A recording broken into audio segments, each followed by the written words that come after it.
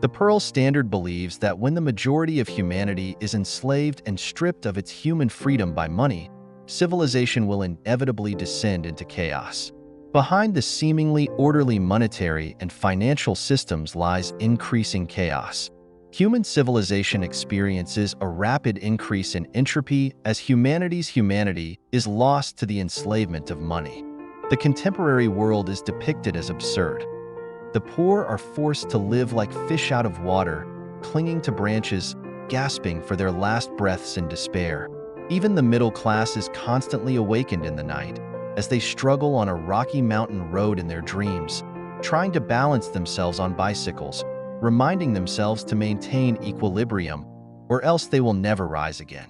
The majority of people in this world live in fear, which is the fear of financial and monetary instability. The absurd depiction mirrors the reality of society. Both the poor and the middle class are held hostage by money, living in fear and anxiety, as if facing the apocalypse.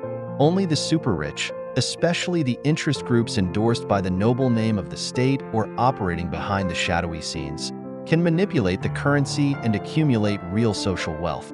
Consequently, the middle class loses its way in the dark of night, shattering into pieces overnight, while the poor survive by licking up the few drops of welfare bestowed upon them by the currency manipulators. In modern society, the vast majority of circulating currency is a manifestation of the will of the state and interest groups. The value of money is no longer based on human consensus and autonomous choice. Currency endorsed by the state's credit and interest groups inevitably leads to continuous oversupply and cyclical inflation. Cyclical inflation brings about economic recession or even crisis to human society, leading to the destruction of countless dynasties or nations throughout history, as well as the collapse and turnover of regimes. The issue of money is no longer solely the concern of economists. It has provoked the ultimate reflections of economists, philosophers, ethicists, and anthropologists alike.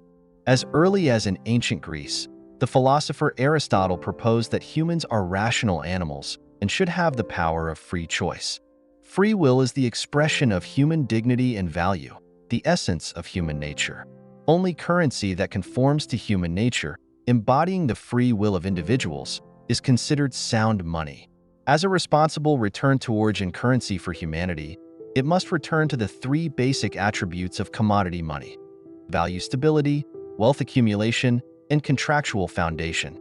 Only by anchoring to physical commodities with long-standing human consensus can currency achieve value stability.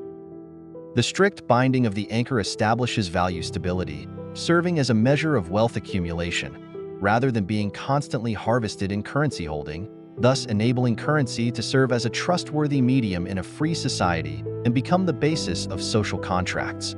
The biggest obstacle that the return-to-origin sound currency must overcome is fairness, especially transparent fairness.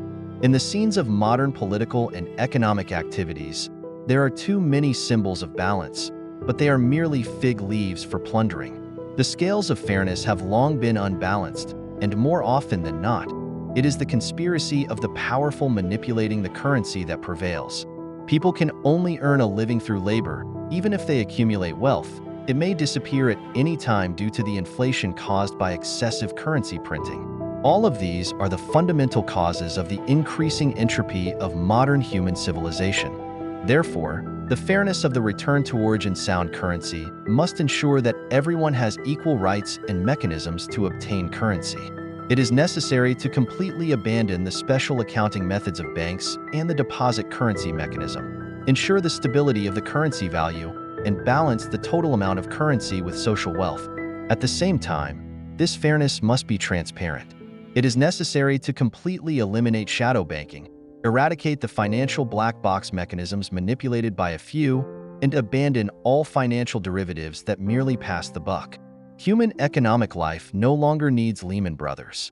Transparent fairness has already matured technologically in the era of Web 3.0, with blockchain technology providing an unalterable ledger, establishing undeniable trust in currency transactions among strangers everywhere on Earth. Only with transparent fairness can the general public avoid being hijacked by interest groups and avoid being harvested generation after generation in the chaos. The Pearl Standard believes that the return to origin sound currency must also be a currency that transcends national sovereignty. The so-called legal tender of national sovereignty often becomes the driving force behind wars, and currency is the most important consumable in war. The Pearl Standard believes that a circulating currency that transcends national sovereignty achieves greater wealth integration and largely suppresses war. For example, in the Eurozone countries of the European Union, due to the currency transcending national boundaries, currency policies are consistent and social wealth circulates without friction. It is difficult for historical conflicts between Germany and France, which have frequently clashed in the past, to reoccur in the smoke of war.